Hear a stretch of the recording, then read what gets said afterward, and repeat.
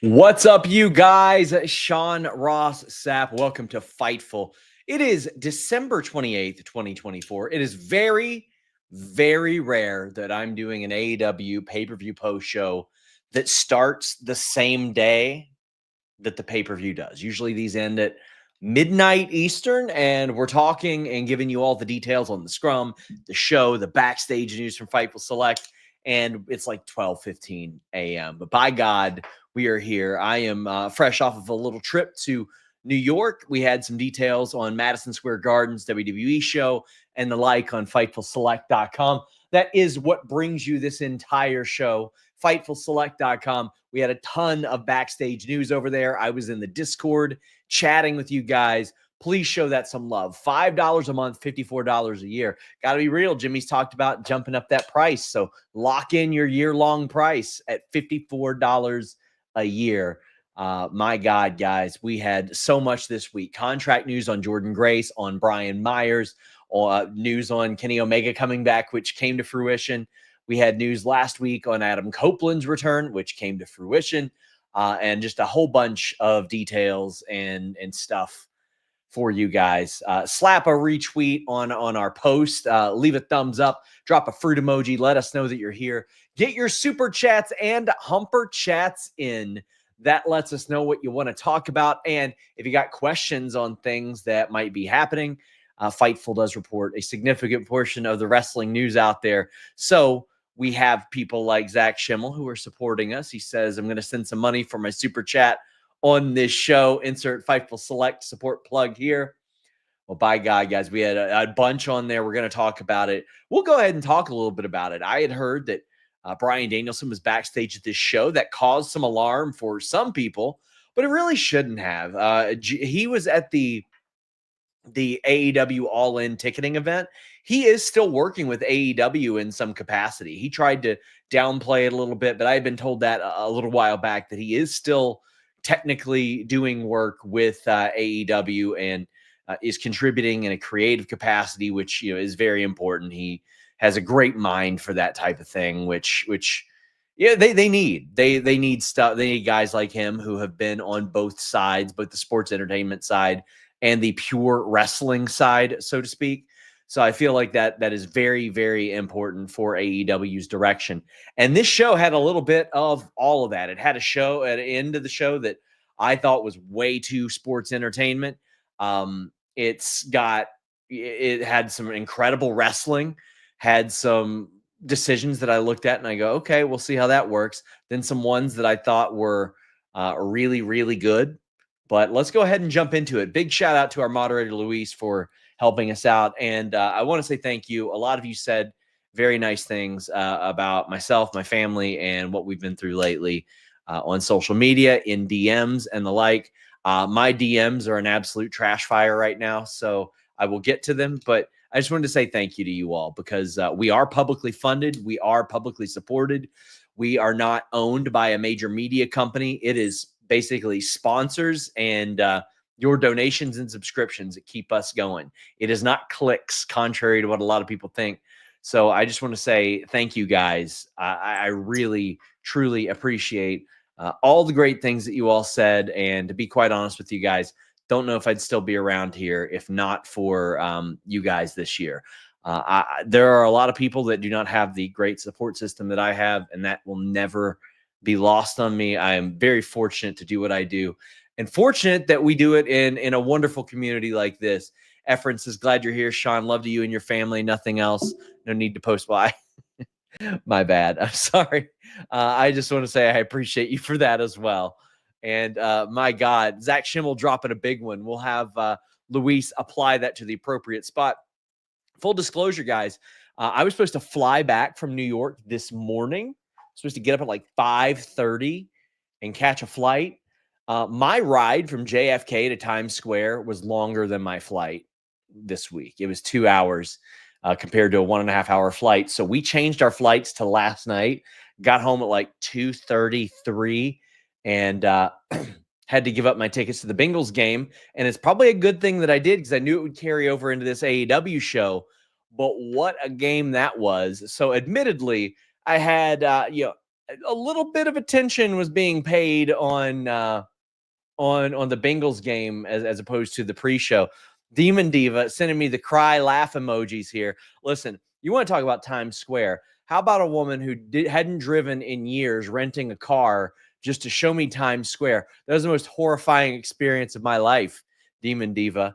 That was my first trip to New York. This one, I'll say this, she got me there a whole lot quicker than my airport driver did. So I guess I shouldn't be picking on her over that. But we had Toni Storm defeating Lela Gray.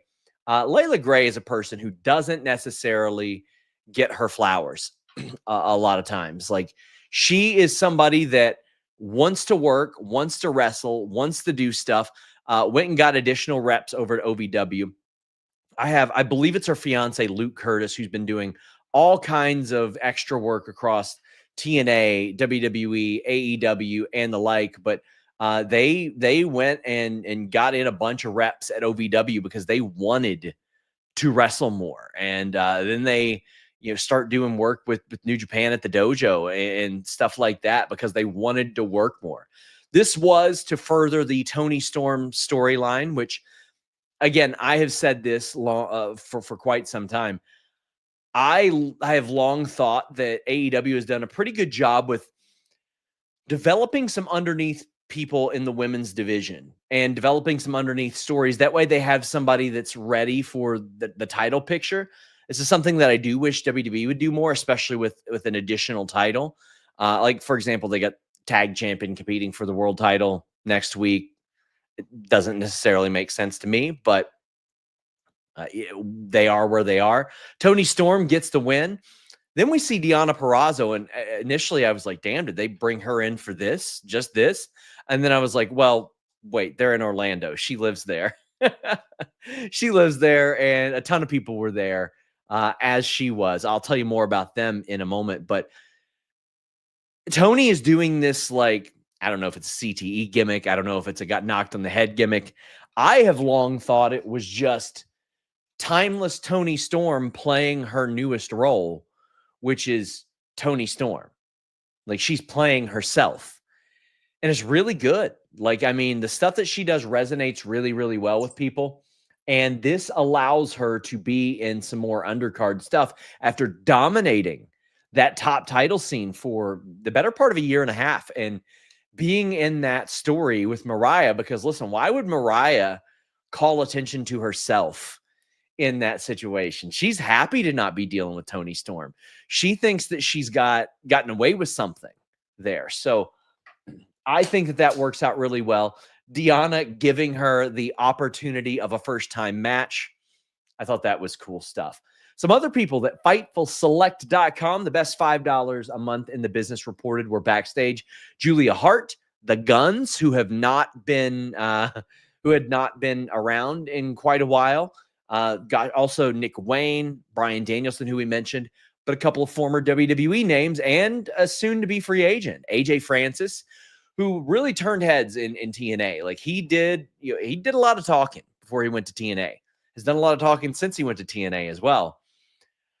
But got his opportunity, impressed people at TNA, impressed people that watched him. I've loved First Class with Casey Navarro.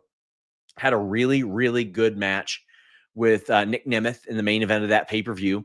But he was backstage. He does live in the area in a nice gated community. But he was there talking with Tony Khan before the show. He was talking with Swerve, with Prince Nana, with Jeff Jarrett. There was also the former Baron Corbin, Tom Pistock. I think that's how you pronounce his last name. I spoke to him a little bit, said he was just there enjoying a show. He's not eligible to appear anywhere for another at least month anyway.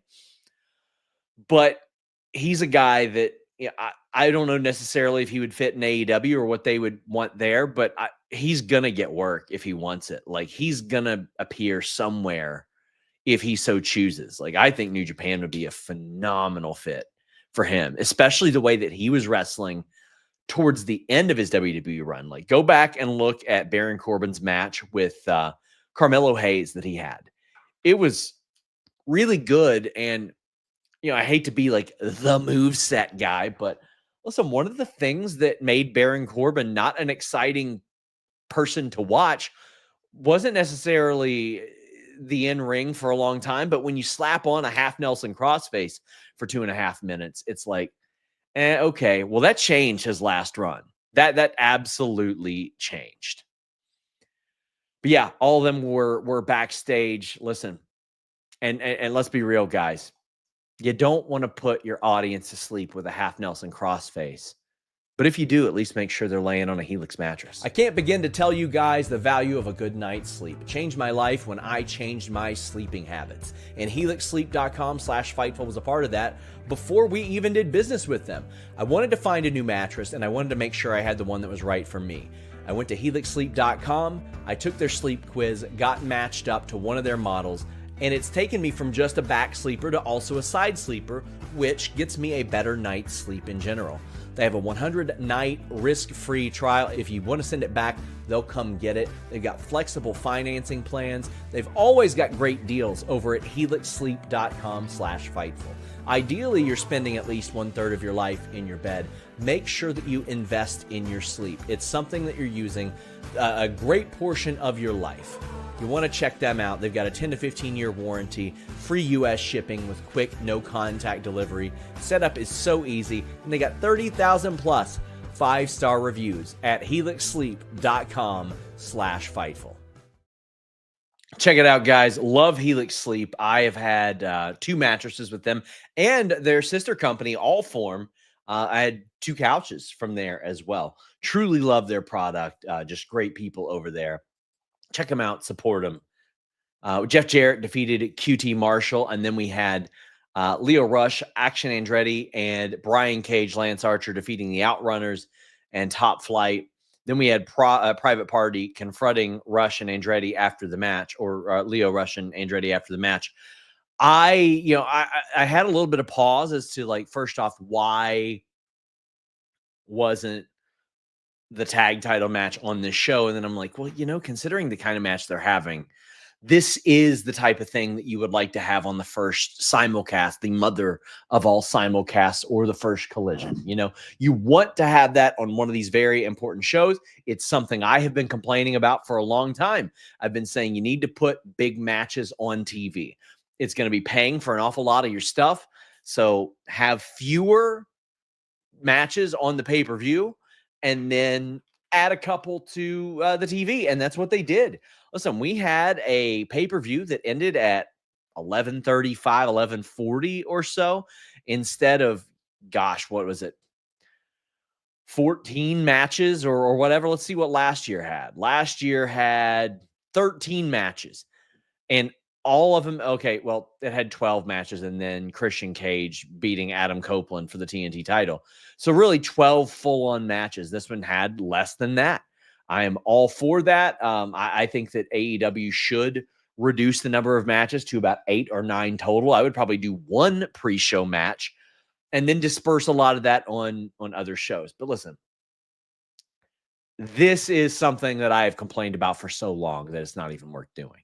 But Jeff Jarrett defeats QT Marshall. Listen, I've got so much respect for QT Marshall. This is a guy who bet on himself, and I don't know what exactly happened with his free agency. He wanted to wrestle more. He got himself in unbelievable shape.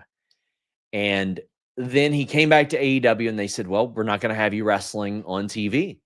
You can help out backstage, and we value in that sense and like what you do, but it's not a good fit for us. And he put himself into a situation where he proved his worth on screen. And then they're like, okay, we're going to have you start doing some dark matches. And they did. He worked with a number of people across dark matches this year. Then he got the Big Boom AJ match, and it got over like gangbusters. And then they're like, well, we could also have you face Jay Lethal at Final Battle, and that match was good too. They had him on ROH on Honor Club, and then he ends up working Jeff Jarrett on 0 Hour. So, like, good on him. Good on him, man. Like, it was something that you didn't necessarily see coming, and he worked his ass off and got there. Jeff Jarrett, they're teasing a thing about, like, he's gonna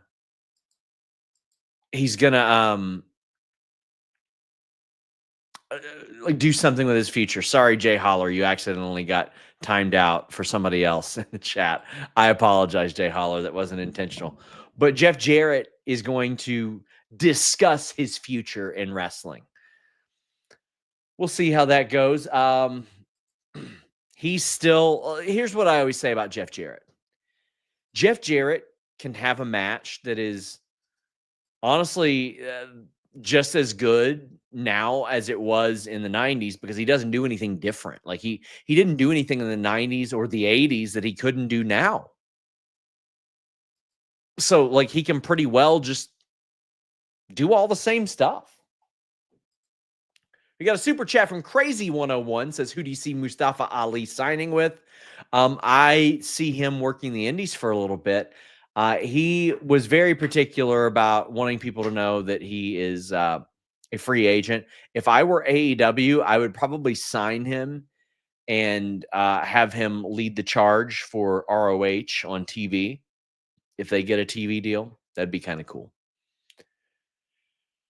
I'll tell you, it was kind of cool. Will Ospreay defeating Kyle Fletcher, AEW Continental Classic. Our great partners at Bet Online AG. Yes, you can bet on wrestling, and they had odds for this match and the Okada versus Ricochet match, and they got both right on the money. Check out Bet Online AG. You can bet big. They've got the highest limits, the highest credit card acceptance as well.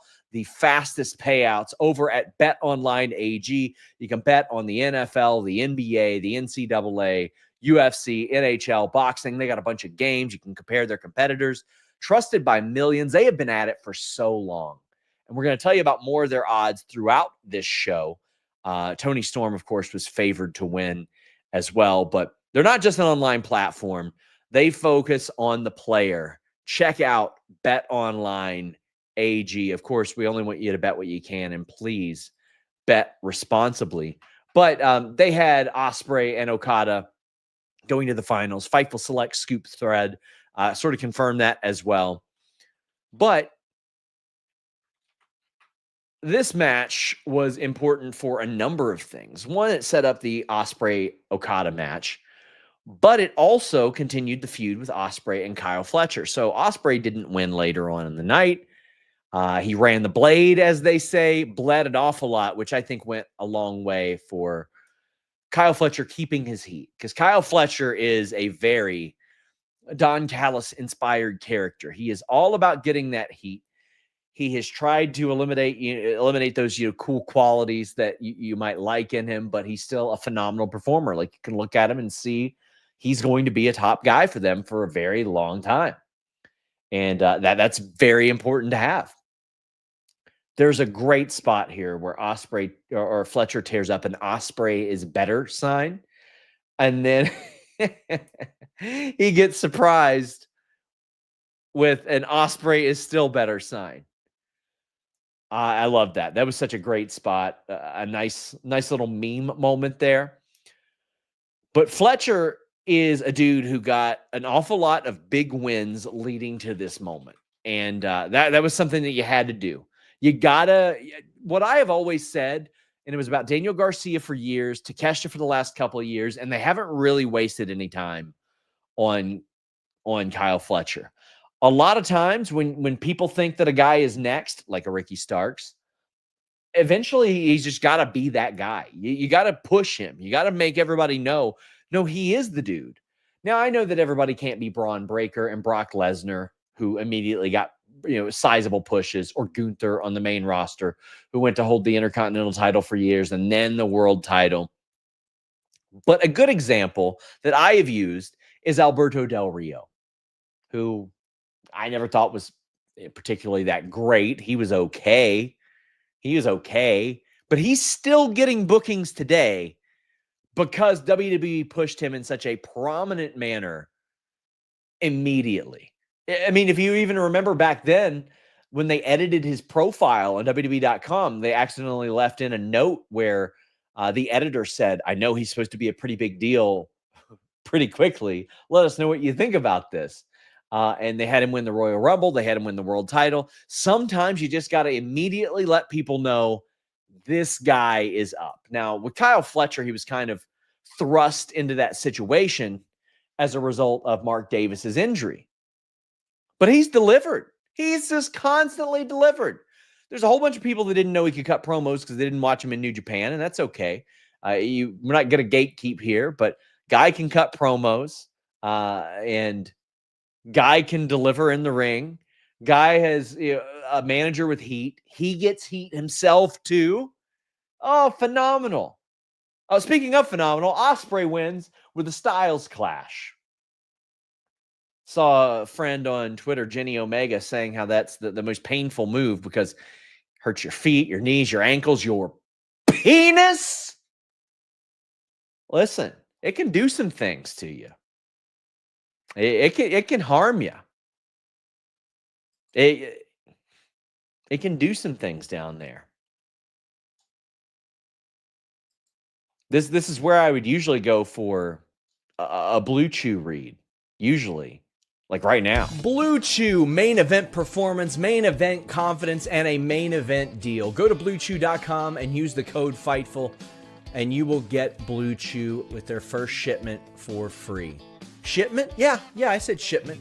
No waiting in line at the pharmacy, no awkward doctor's visits. You take their online exam, and then if approved, it's shipped straight to your door. That's right. Same active ingredients as Viagra and Cialis, but in a chewable form and much more affordable. How can you pass up on this? How can you pass up on that confidence? How can you pass up on that performance? How can you pass up on making your sex life better? That's what Blue Chew is here to do. You don't have to have a problem to use Blue Chew. Just get that additional performance. BlueChew.com and the code FIGHTFUL. Check it out, guys. Yeah, I'm front-loading the ads if you couldn't tell. Front-loading those bad boys, and we are pretty much smooth sailing besides talking a little bit about NordVPN later on, which, listen, some of you are going to want to use that. But by God, good opening match, hot crowd, and I think integral to the development of this show because, listen, there's a lot of criticism of AEW all the time. Plenty of it in bad faith. Let's be real. But you need your pay-per-views hot. Honestly, you need your TV hot as well. World's End, I think, ended up with 6,700 tickets distributed. So, not bad, but you want back to the 10,000, 11,000, 12,000, obviously. Jay Holler says, Sean, I'm innocent. I am so sorry about accidentally timing you out. I am so sorry. I did not mean to do that. You didn't do anything. Matt Logan says, Sean, Cincinnati-Denver was a 7-star game. Okay, so kind of because they're allowing me to be delusional for another week and think that the Bengals have any chance to be in the playoffs. Like some of you know, I do Common Bengals W, which is like my Bengals hobby podcast, but I haven't done one since the Browns game. I've just been so beat down by this team. And this is on the win streak. I haven't done shows. I might do one this week, but T. Higgins, 4th in the league in receiving touchdowns. He's missed 5 games. Jamar Chase having one of the best all-time seasons of a wide receiver ever. Joe Burrow having an all-time great quarterback season. It's disappointing that we've lost or been put in positions to lose so many times where you shouldn't have. Meet Normus says, here's a dub for being as good a human as I thought this pay-per-view was. A humper, by the way. Hope 2025 is much better for you. Much love to the SRS family. It has been a tough one this year. But listen, I mentioned this on Twitter and on a show recently. I hope that you guys don't think or believe that our work has fallen off or anything as a result. It was the toughest year of my life personally, losing some people very, very important to me. But I can say this. I passed up on a lot of opportunities. I passed up on a lot of big interviews and passed up on some shows to spend some time with that family. And I can't remember any specific instances that I passed up. I do remember all those wonderful times that I spent with my family, though. So I would encourage you guys, do plenty more of that. And listen, we ain't going to stop breaking news. We're still here. Even if I didn't do this for a living, if I was working in an Amazon factory, I'd be coming home and talking about wrestling when I got home. That's what I like to do. So we ain't going anywhere. Love you guys and love your support as well. Okada defeated Ricochet. BetOnline AG had this one right on the money as well. I loved this Okada slap that we got where he just runs full speed and then slaps Ricochet in the head. There are an awful lot of elements of the Ricochet thing that I'm digging.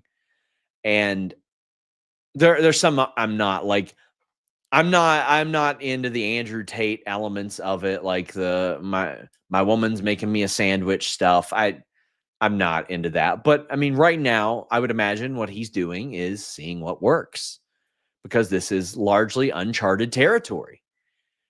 He has never been this, or at least in a long time, hasn't been this. But he is a versatile performer. We've seen that with what he has done before. I mean, a lot of people point at the promo when he faced Chuck Taylor like 15 years ago or something. I saw like him doing the little laugh and telling Swerve, like, that's why you don't have a house. That's the stuff I really enjoy. I really like. And that goofy little laugh that he did there goes such a long way. It's so like, it's so good. And it's so corny. And what I compare it to, a couple of different things. Broken Matt Hardy, a lot of people didn't know if it was supposed to be bad, if it was supposed to be good. And I could tell, it's supposed to be like kind of corny. Jason Jordan, go back and watch his stuff from right before his career ended, which is very unfortunate. I felt like he was working so many people. I felt like he was getting over on everybody that thought that he was just like corny and awkward and all that stuff. And I'm like, he's supposed to be that. Like, he's playing a heel role. He's playing like he was playing a Nepo baby who wasn't a Nepo baby. He was legitimately talented and made it there, but then was like, oh, well, my dad's Kurt Angle. Oh, it was so good. I think that Jason Jordan was meant for such incredible things. And I mean, listen, I think that like an Apollo Crews would be phenomenal in that role as well.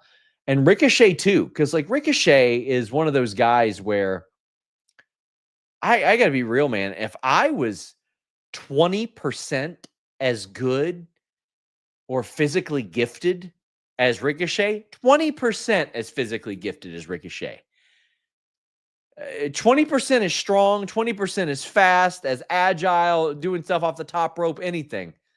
You would not be able to get me to shut up about how good I was, man. Like, it's all I'd talk about. You'd hear me put myself over all day long. And I think there's always something unique about a guy who is exactly as good as he says he is. Rob Van Dam, for example. Like, sometimes you really hated that guy. Now, a lot of it had to do with the goofy guy outside blowing the whistle. But he would get on your nerves. He would piss you off. But you're like, man, he is that good. Like, he is that good.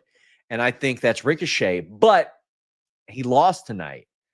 Now, I don't know what happened with Swerve and the Hurt Syndicate, because it was supposed to go a lot longer than it's gone. I don't know if they've just moved on beyond that, but if so, that was not the original plan. And I will find out what happened, because I know that the original pitch to get the Hurt Syndicate, who were not on this show whatsoever, was a long-term feud here. So I'll work on that. The crowd did chant at Ricochet's baldness as well. Oh boy, I got the hiccups. Hate that. But Love for Boost says Ricochet and Okada was a real slapper. Very clever. Very clever. But Prince Nana comes out with a wagon full of toilet paper. A wagon full of toilet paper. And as they were setting this up, I could tell what they were doing. I was like, okay, they want toilet paper thrown at Ricochet. And boy, there were a lot of people in that crowd ready to spare a square. That's for damn sure. And a lot of times the do this on 3 comes off as corny as well. This didn't come off as corny. This came off really, really well. Ricochet is just standing there dejected in the middle of the ring and was like, because Ricochet, like deep down, he wants to be loved. I think that's where we are with this. He really wants to be loved. But people think that he is corny and obnoxious, and now he's getting bullied. He's getting bullied at the new school. He's not the cool kid at the new school. He's getting bullied by the guy who is the cool kid at school. Not only that, shout out to the people that they gave the toilet paper to in the front row. Phenomenal aim. That could have went south real fast, and it ended up going really well. I saw people say stuff like buried and, oh my God, he's facing the IWGP champ next week. And I'm like, bro, like he just had a 20-minute match with one of the greatest champions in the history of wrestling. He is working a feud with one of the most popular people in the company. He won back-to-back matches. You know, Commander Brody King, yeah, sure. But he beat Will Ospreay on Collision at Hammerstein. Was working for the international title at Full Gear, at Wrestle Dream, in a match with Will Ospreay as well. Working Dynamite in an international title match against Will Ospreay. Beat Kyle Fletcher, too, who's been on a hot streak. He's doing just fine. Like, what did you think? He was going to come in and be world champion? He got other stuff to do. He's doing great. N. Simmons says, so at first I was disappointed Okada kind of phoned it in with the match, but the entertainment aspect was great. Hot take, wouldn't put him with the Hurt Syndicate. Proved he doesn't need them. Ricochet, I agree. I would not put Ricochet with the Hurt Syndicate. I think that he can stand on his own. Yeah, I think he can stand on his own. And it's clear he can get some heat. And doing really well. Okada, so he is, we'll talk more about that momentarily, but he was super worker Okada for almost all of his career. I don't mind him being sports entertainer Okada right now, as long as eventually we do get super worker Okada. Because, like, even when he came over and faced Danielson that first time, he phoned it in a little bit. I remember hearing back then that Danielson was like, God, I wonder what kind of match I can get out of him, because he was trying to save himself for the G1, right? But, you know, maybe he was saving himself a little bit for the finals tonight, and that I understand and I get, but also it was fine. It was fine. Tijuana street fight. So both of the women's matches tonight started off like kind of okay, and then got hot, man. They got wild. Thunder Rosa, I am checking to see how she's doing. Dropped an interview with her this week on, not just here on youtube.com/Fightful, but our interviews go up on tons of platforms. Spotify, Red Circle, anywhere you get podcasts, our interviews go up there too. I know I probably should have separated them a long time ago. We're too far gone. Speaking of, guys, we're going to look to do some new stuff on the channel. If we're going to look to do some of the longer form, like history of wrestling stuff and topical videos as well in 2025. If you have experience producing that type of content, scripting that type of content, hit myself or the Fightful accounts up. But Thunder's dad was at ringside. There was a wonderful spot where there was a piñata with thumbtacks in it, which I thought was just a really, really cool. I thought that was a great spot. And I'm glad to see Thunder Rosa back in this position, competing for a world title at a pay-per-view. She used to have what we called the Thunder Rosa pop. No matter where she showed up, she would get a big pop. And just one of my favorite people in wrestling at that. But Mariah May was the Bet Online AG favorite massively to win this match. The biggest favorite on the show, along with Takeshita. But there were some really, really cool spots in this match that I just adored. The thumbtack spot that ended up with the used to be called the Samoan driver onto the tacks, and then they got stuck in Thunder Rosa's skull. Like, oh man, got stuck in her skull. It was a beautiful visual.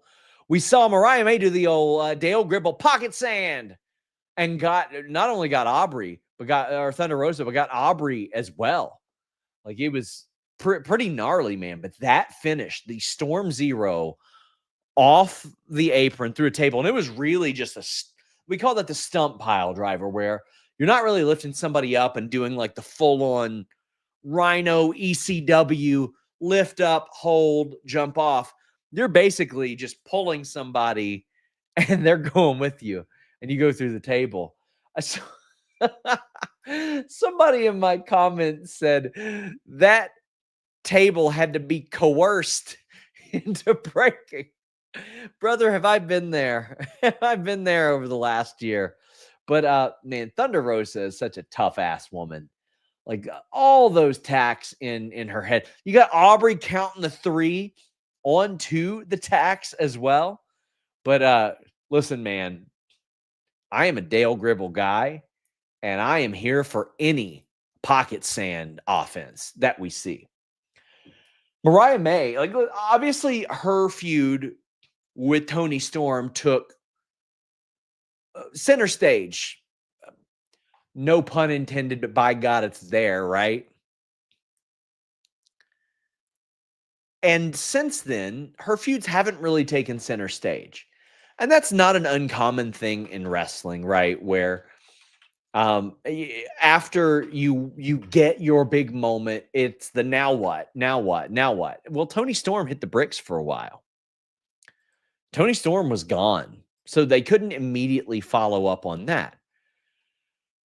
But I mean, she's been wrestling. She's been wrestling a lot. They had her do the Mariah May stuff, and okay, that was a TV program and a Battle of the Belts program. They had her beat Willow. Match was real short, like 10 minutes, 10, 11 minutes. She hadn't been having like a lot of really, really long matches. She did the Mina Shirakawa story, which I think finally was a good story, albeit a very short one.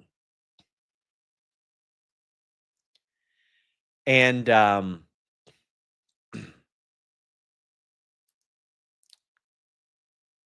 Mina had to hit the bricks. She told me that she was going back to Japan, and they had Thunder Rosa ready, and they were promoting Thunder Rosa in the middle of this feud as well. I think it ended up going really, really well. You need a plunder match sometimes. You need that. I'll check on Thunder Rosa, obviously. MJF defeated Adam Cole. Got lots to say about this one. Sorry, I punched my microphone there. MJF, Adam Cole had one of the hottest stories of last year. The injury to Adam Cole derailed an awful lot of things. It derailed his likely title reign. It created a title reign with Samoa Joe that wasn't going to be there, but, he's great.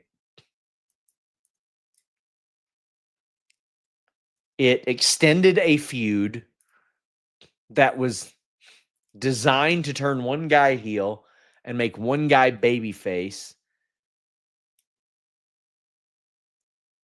Caused that maybe we created the devil element of it. I can't remember exactly when they started that. But MJF then took time off, so it wasn't just Adam Cole not being able to wrestle. Then Adam Cole had to take time off because his ankle was swelling up whenever he hit the road.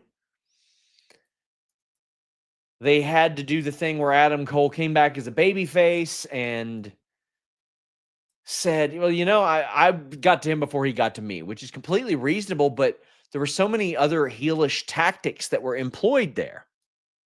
Jay Holler says, can we please move on from this now? I hope so. I think it's time to. I do think you did have to blow this off, though. You had to do that. But I think you probably should have just done that immediately because it's very clear that this feud just wasn't hot.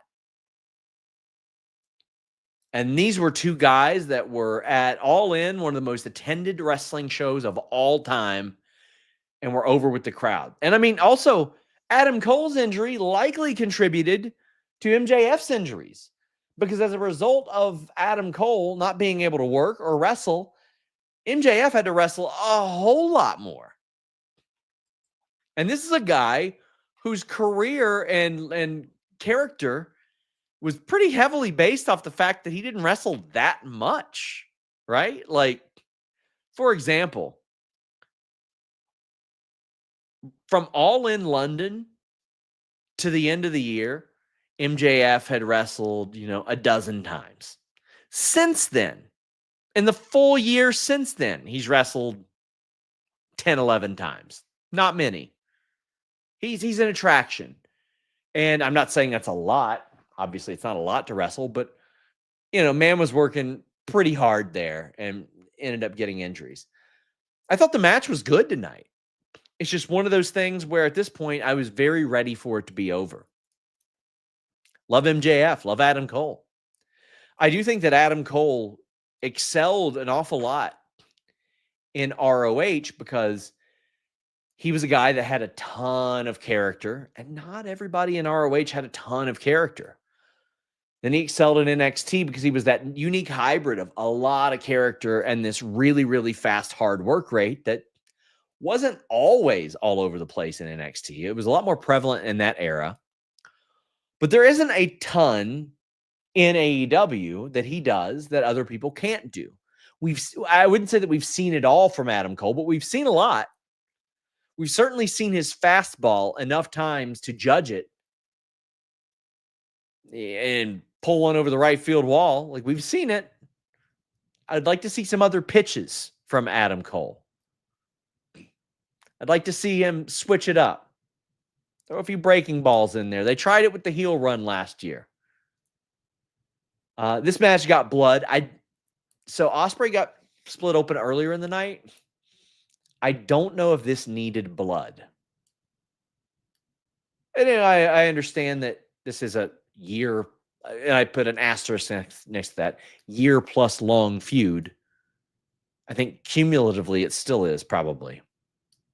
But don't know if it needed that. OGK got kicked out, which was really good. Bryce was like, will I fall for it? Yes, I will. MJF gets the win with I can't remember the name of his head scissors driver, but I love that move. Roddy and Kyle O'Reilly make the save, and the Undisputed Era has reunited along with Undisputed Kingdom. We got Taven and Bennett out there as well. I have long wanted an Undisputed Era run. I would like to see them either do trios or maybe a Roddy, KO, or Kyle O'Reilly tag team thing. Listen, I'm ready for the conglomeration to no longer be a thing. I don't think that Ishii has necessarily worked that well in AEW. I think it was cute for a while for Mark Briscoe.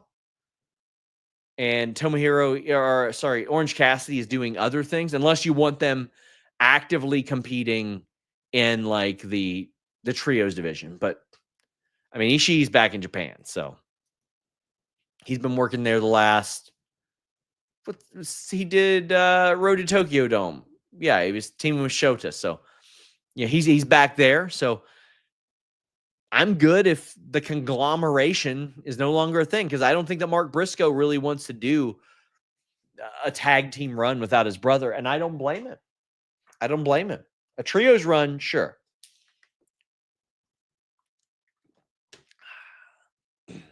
Undisputed Kingdom back together.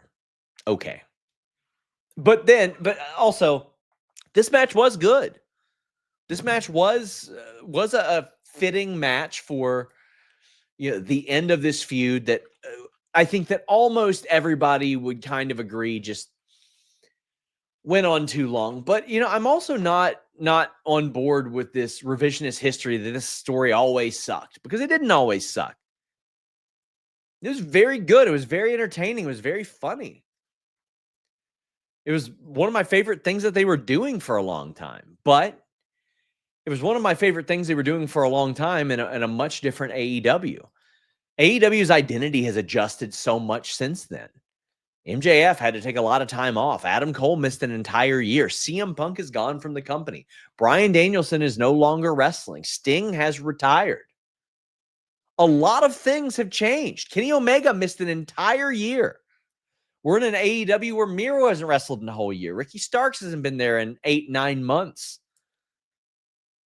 Rampage will no longer exist after this week. It no longer exists now. Mercedes Moné is in the company. Adam Copeland has joined and then missed 8 or 9 months himself. A whole lot of stuff has changed. I want to see them do something else. It's time to move on. Lucha Brothers are gone as well. My God.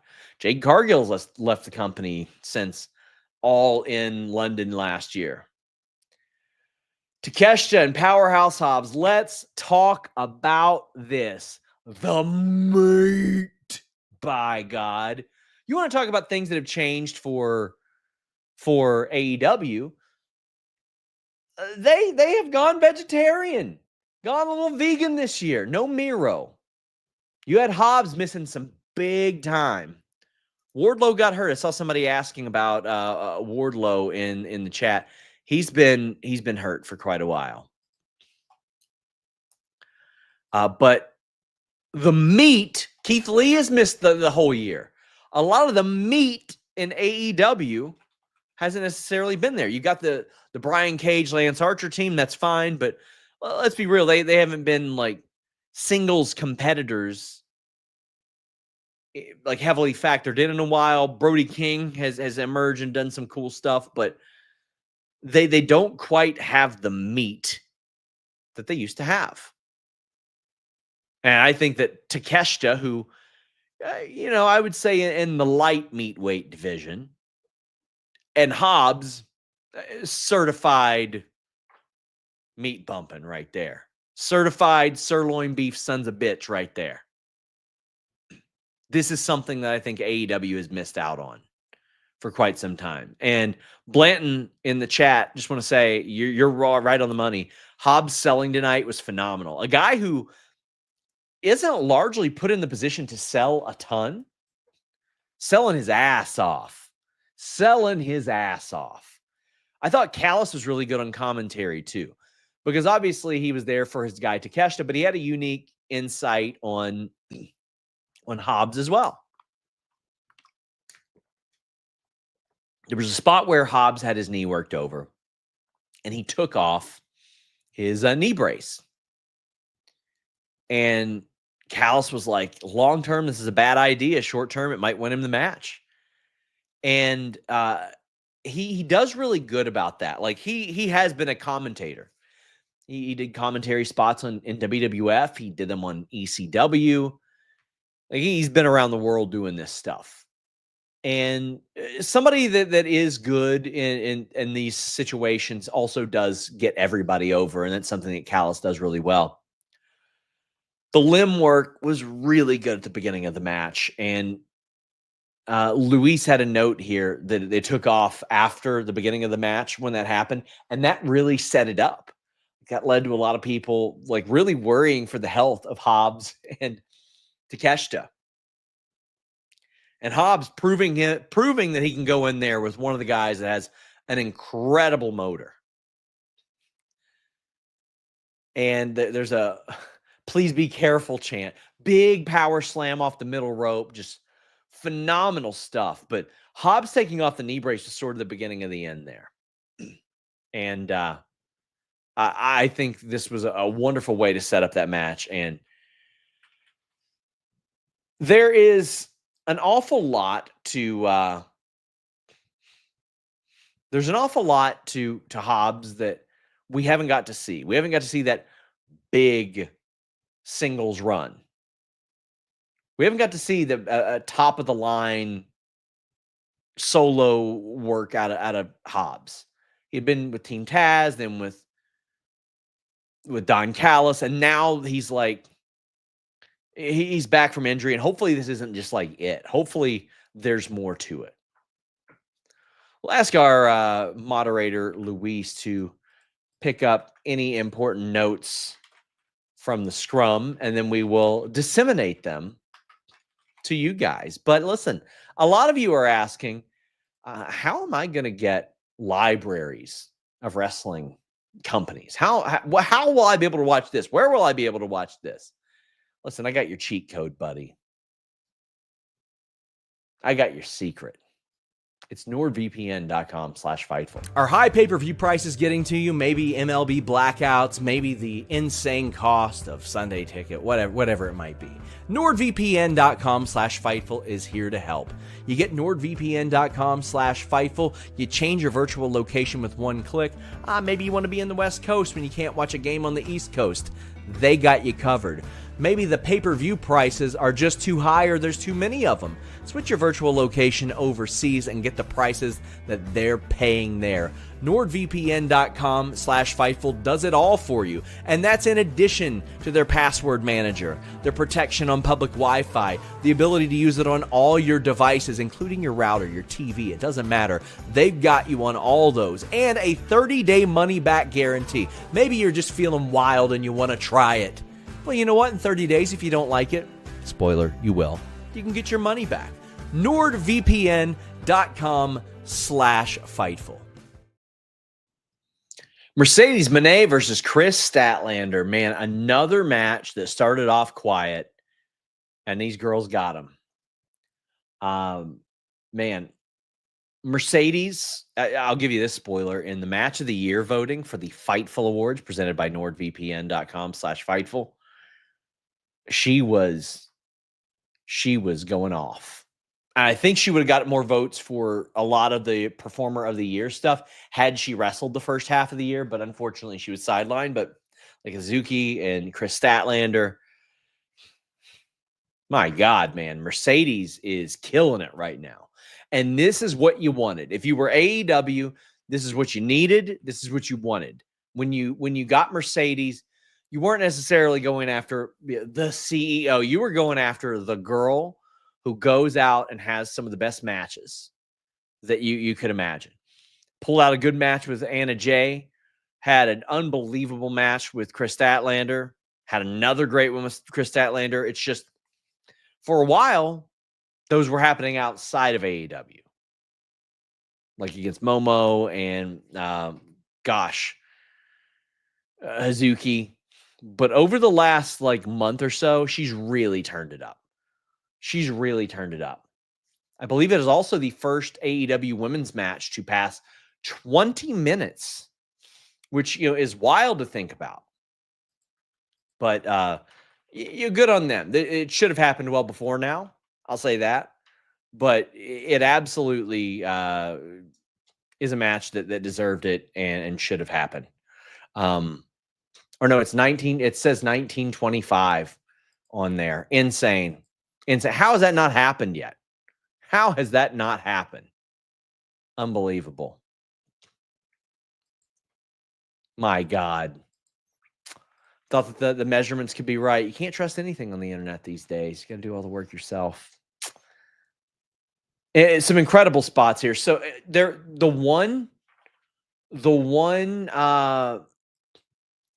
criticism I would have is they did a spot that was very similar to the previous match.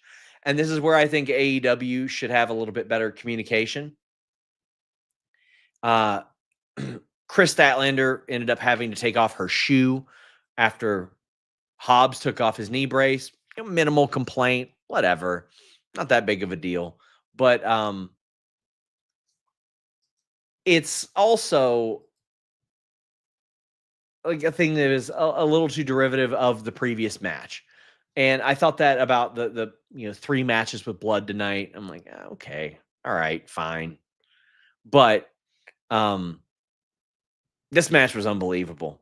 And I see a complaint from Flame Inc. And Flame Inc., I promise, I'm not trying to pick on you, buddy. Says, you're telling me the move that hospitalized Cody Rhodes with spinal damage, the package pile driver by KO, was kicked out of by Mercedes, and people wonder why some fans don't take AEW seriously. What the shitting fuck are you talking about? Penta has been doing that move for a decade across every damn promotion that ain't AEW. What on earth are we talking about here? Like, there's plenty of things to criticize AEW for. One of them being the fact that they haven't had a women's match cross 20 minutes. I am old enough to remember watching highlights on WWF TV and then being like, this was the time that Ricky Steamboat went to the hospital because of a DDT. I'm like, come on, what?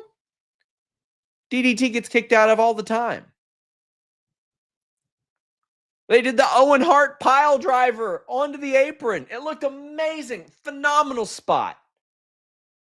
Let me tell you one of my favorite things about that Owen Hart pile driver spot. First, phenomenal move.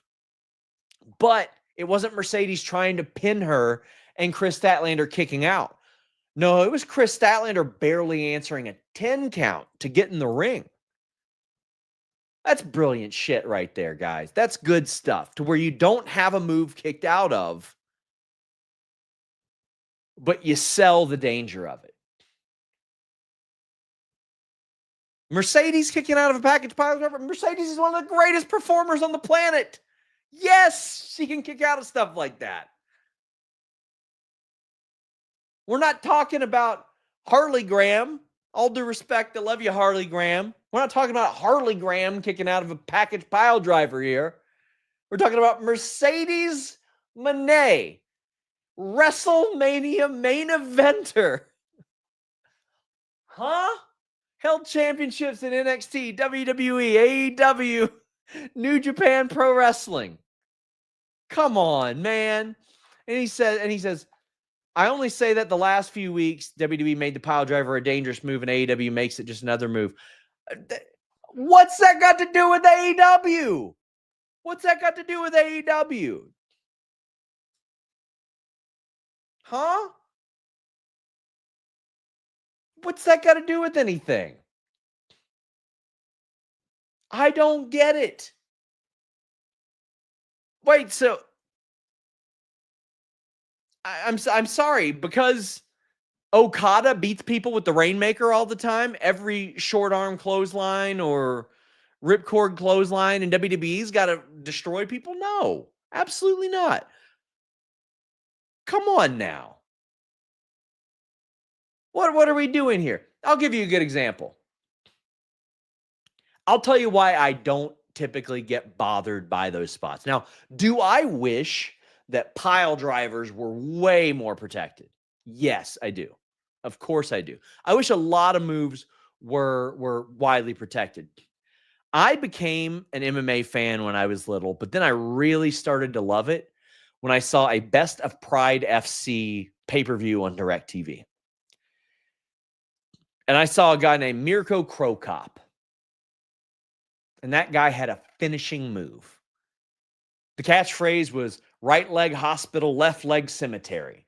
Because if he kicked you in the head, you were getting knocked out. Go ask Alberto Del Rio. He got knocked out with a mask on. It was hilarious. That man would knock you out cold with a head kick.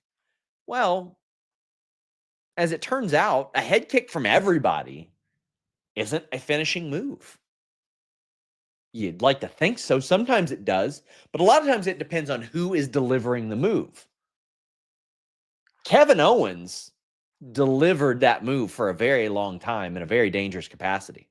Oh, and by the way, Mirko Cro Cop, upon entering the UFC, got knocked out with his own finishing move. It's who delivers it. That's why I've pitched this.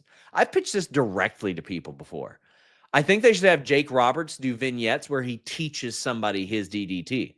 If you go back and you look at Jake Roberts' interview with Chris Van Vliet's phenomenal. Chris says, how do you feel about people using your move and it not finishing people? And he goes, I love it. He's like, it's a part of the wrestling lexicon. And then what do people say? Well, if it was Jake Roberts, it was a finisher.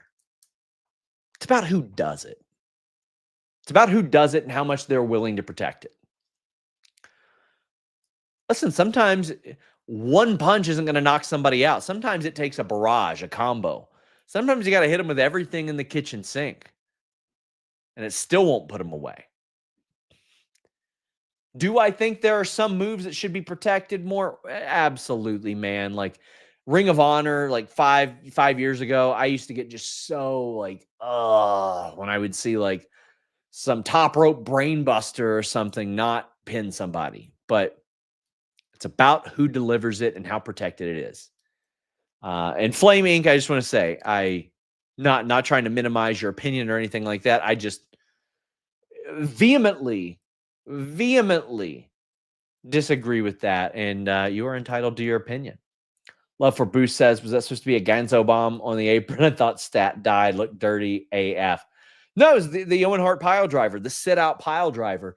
It's just there's no real way to protect yourself on that. Like the tombstone style. That's why Rikishi would go over his shoulder because your head wouldn't hit. He could control you, all that stuff.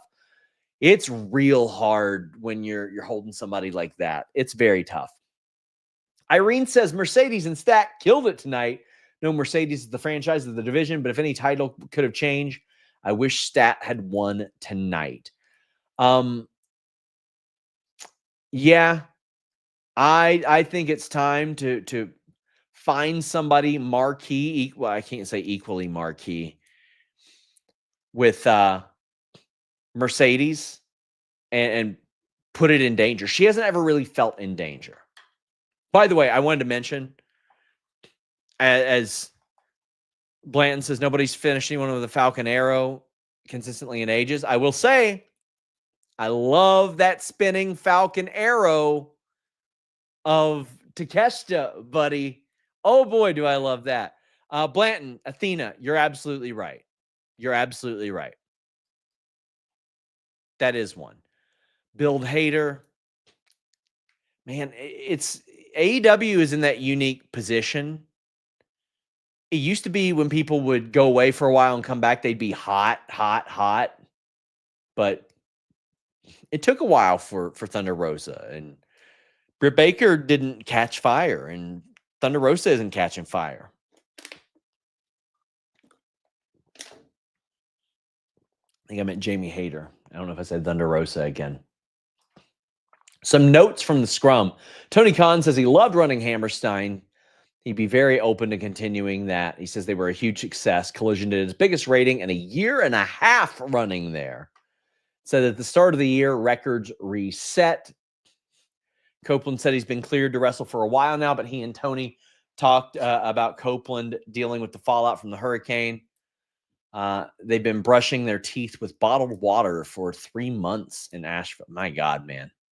Beautiful area. I just want to say I love North Carolina. If I could live one other place, buddy, North Carolina. Rovan says, I took 2 steel toe boots to the dome in a mosh pit once and lived to tell the tale. I can handle a kick out in a wrestling match. Man, I guess I've watched so much MMA that I'm like, there are things that you couldn't believe that people survived, right? There is an MMA situation for everything. There is an actual real life fight situation for almost everything that people say. That's not believable. Apologies for coughing into the mic. Okada defeated Ospreay. Ospreay bleeds, of course. I thought for sure,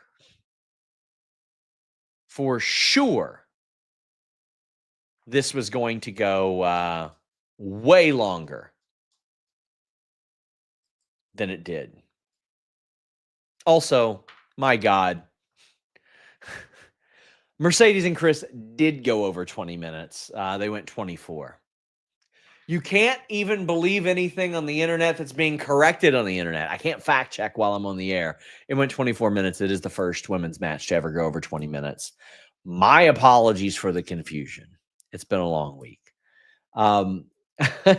Luis's note from the scrum is, wow, scrum is already over. It's a new age, friends. So Okada Ospreay going 19 minutes. I didn't think that was going to happen. I thought they were really going to go for a while because we had, an hour and a half left in the show? Let's be real, guys. These pay-per-views usually go all the way up till midnight, and then the scrums go till 1:32. Very rarely do I outlast the scrum. Good for them. Okada was pulling everything out to beat Ospreay. Ospreay does a Rainmaker. Ospreay gets that blood. So it wasn't quite as dramatic as what I referenced earlier in the evening. But one of the things that I loved, it wasn't a callback, but a little bit of a reference. Steve Austin in the 96 King of the Ring busted open his lip, had to get stitched up, came back, whipped Jake Roberts' ass in the King of the Ring finals. Now, Ospreay didn't win, but he did get busted open. It did help to give Ospreay a little bit of an excuse as to why it is that he didn't win. Zach Schimmel sends just a bomb monster super chat. Thank you, Zach. One of our longest supporters ever. I just want to say thank you so much. He says, what a show. The card was meh for me on paper. Then it ended up being phenomenal. Then Omega returns. Copeland returned, which wasn't on my bingo card. Wish Ospreay would have won, but that was match of the night. Got tickets for Fight for the Fallen. Hyped for that. Love Fightful. I'm excited to see how Fight for the Fallen goes. I know these next 2 weeks are important to AEW and they're important to WBD. I know the Cincinnati shows, there's something regarding like the advertising that makes it important for WBD. I don't know necessarily what that is, but like, listen, you're on Max now. You're on the same app as Euphoria and Peacemaker and some of the greatest programming you've ever seen. Sopranos library, The Wire library. You want to be on that. Your loved one into true crime stuff like me. Well, they got that on there too. This is a real opportunity for AEW. And Kenny Omega is back. FightfulSelect.com. You boys reported it.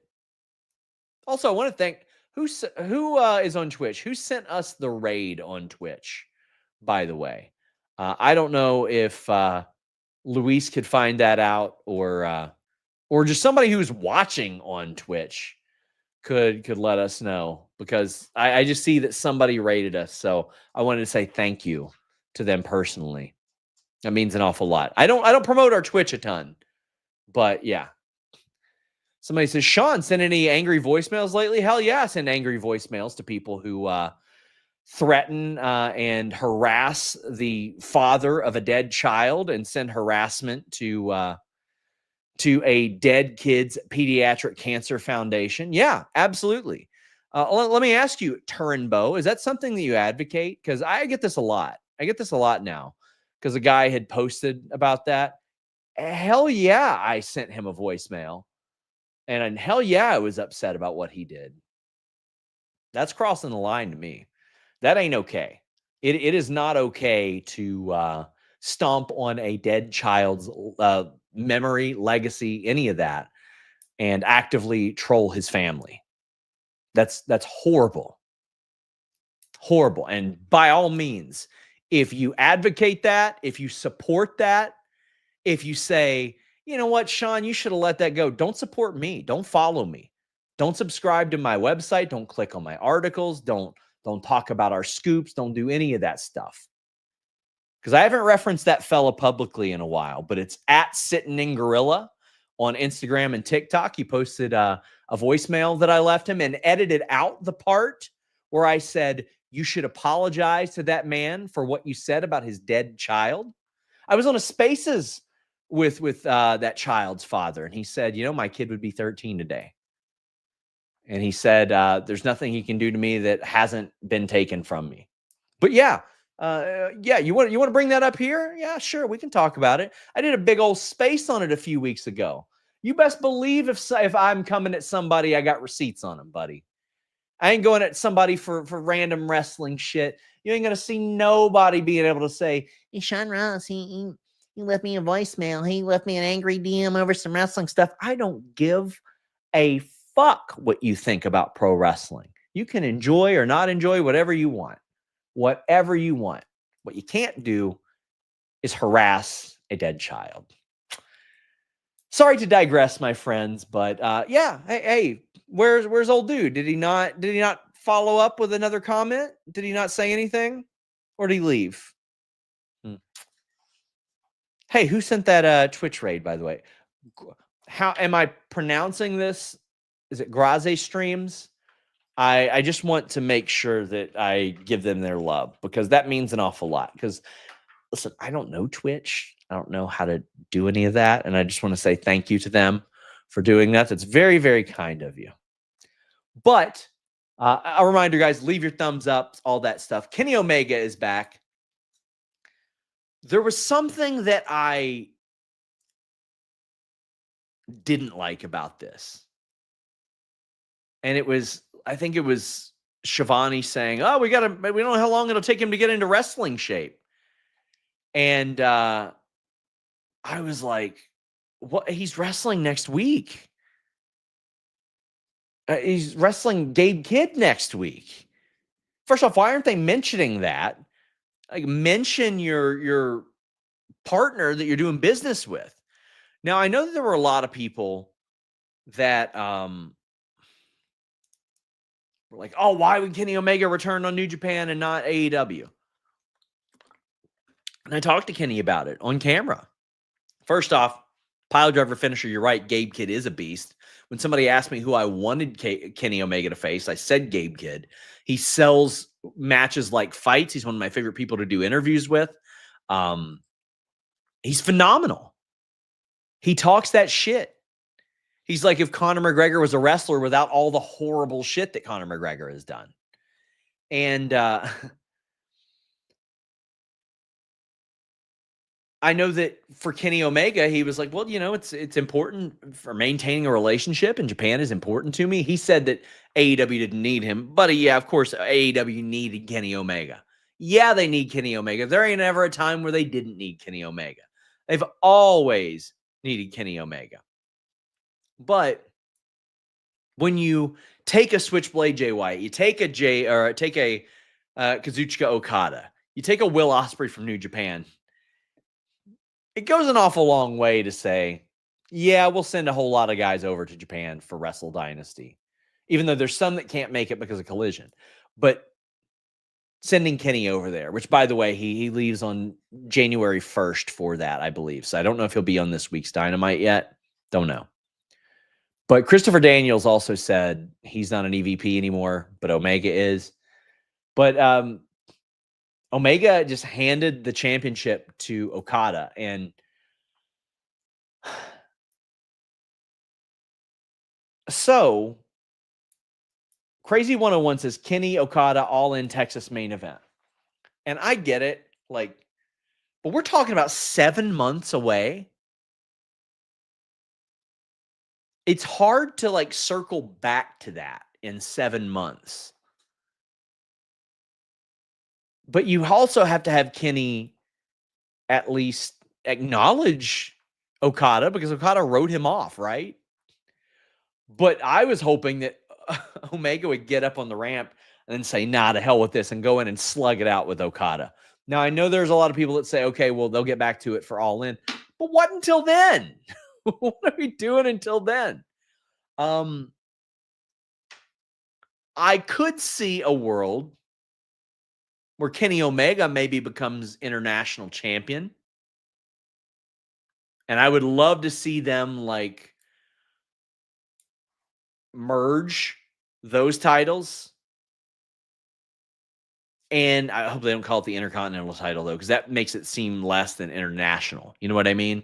as opposed to it leveling up.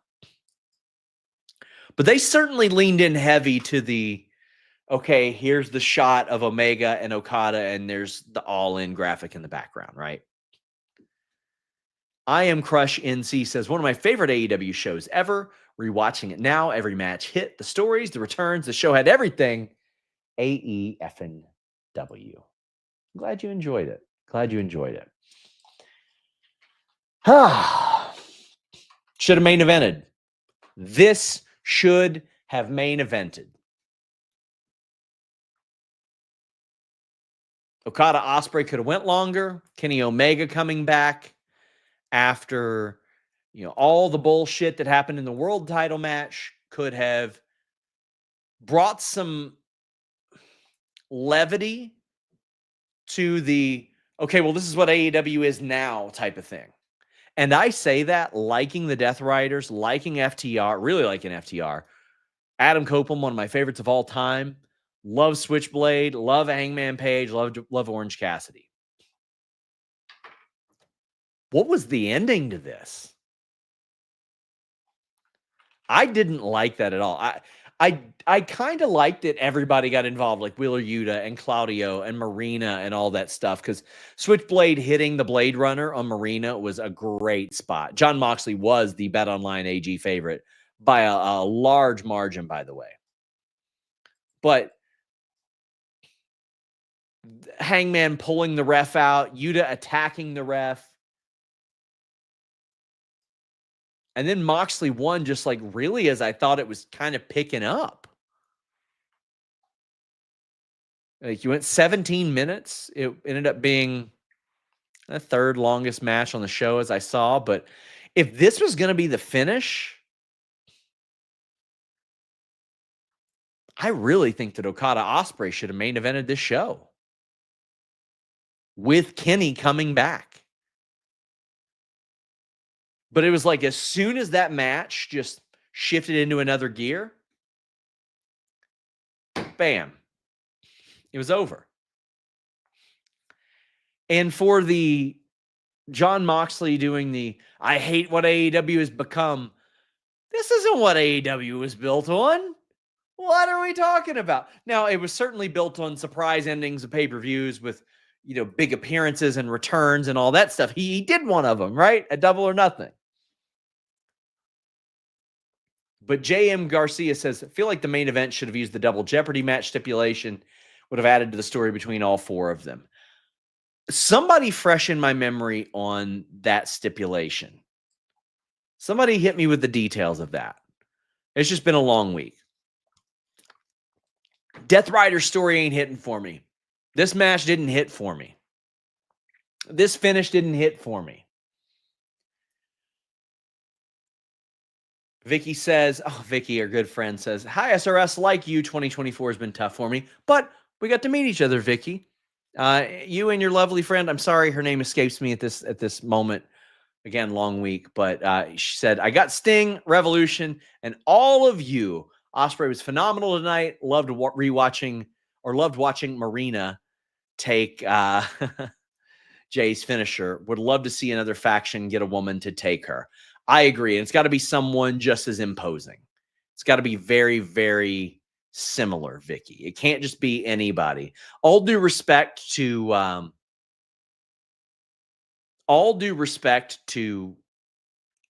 Kris or Willow or anybody like that. It's got to be somebody on a real hot streak. Eloquent says they booked the main event like a bloodline match. They did, but it didn't go as long as a bloodline match. It went 17 minutes. Bloodline match is going to go 25 minutes. Going to have a little bit more to it. You're going to have somebody, maybe a little bit, somebody else coming out to help. Like, why didn't FTR and Adam Copeland come out and help before the match was over? Why didn't they do all the things to help literally anybody else win the title? Maybe that could be explained. Maybe Adam Copeland goes, I don't believe in meddling in somebody's business as much as I've done it in the past. But Copeland and it's rated FTR is what they are. I love the name. Love that. Hope they do trio stuff. Hope they do a lot of that. But they do have a match this week. But Copeland ends up doing the crossface with the bar across the mouth of Moxley, which he has now done to Seth Rollins and Roman Reigns as well. Crew Kid says, is Anthony Copeland Adam Copeland's lesser-known half-Italian cousin? What did I miss? Did I say Anthony Copeland or something? Did I mess that up? Or did somebody else mess that up? But I look at this and I'm like, could have been a Dynamite ending. Could have been a Collision ending. Or it could have been right before this. And Okada, Ospreay, Omega could have finished, because I do feel like that was far more true to the spirit of AEW than what we saw in the main event. And again, that is me liking all the ingredients there. Get your super chats, get your humper chats in. We are about to wrap up. I want to thank you guys for joining me tonight. A reminder, Grapsody was on today. Post SmackDown show every Friday. Now it's going 3 hours. WWE Raw post show. I think we got the best one out there. Myself and Ibu, who also has a ton of inside sources. He has become such a great member of our team. Every Monday, Tuesday, got the post NXT show. Wednesday, AEW Dynamite. And I do the hump every Wednesday afternoon with Jimmy. Thursday, we got post ROH, post TNA. And also Tuesday mornings, we got Beyond the Bell with Andrew Zarian, who does such a phenomenal job. Mox has to bag Copeland, the only way to save Death Rider's story. I mean, they got to get like smothered, right? Like that's, you reap what you sow. It's got to be the way. Got to be the way. Guys, I want to thank you all so much, as always. If you are new here, just check us out. YouTube.com/Fightful, Fightful.com, and FightfulSelect.com. We are on Blue Sky. We are on Twitter. Full disclosure, our Instagram and Threads got hacked. We're trying to get that back. We're working on it. But I drop a bunch of interviews, podcast platforms everywhere. Last week, Bobby Lashley, Thunder Rosa, Steven Flo, Lee Moriarty, Billy Stark, Shane Taylor, Big Boom AJ, Mina Shirakawa, Gabe Kidd, Tony Khan, Mance Warner. Just the last few weeks we've had these. Ethan Page as well. Just a ton of them. I will be at the Royal Rumble is the next time I travel for work. I've got a Vegas trip next week or next month that Denise and I are doing, and we'll get some cool content for you guys there. But I want to say thank you guys. If you're in the comments, I'm trying to go to the comments a lot more. Let me know your favorite thing, your least favorite thing about the show. If there's something you want to see on Fightful, let me know about it. We are always trying to evolve, trying to do new stuff. If you specialize in higher end like TikTok, Reels, and the like, or video producing, I'm looking to maybe bring somebody on for that as well. Somebody that ideally already watches all of our shows and interviews and stuff. We're looking to do a lot of new stuff, but guys, thank you all so much.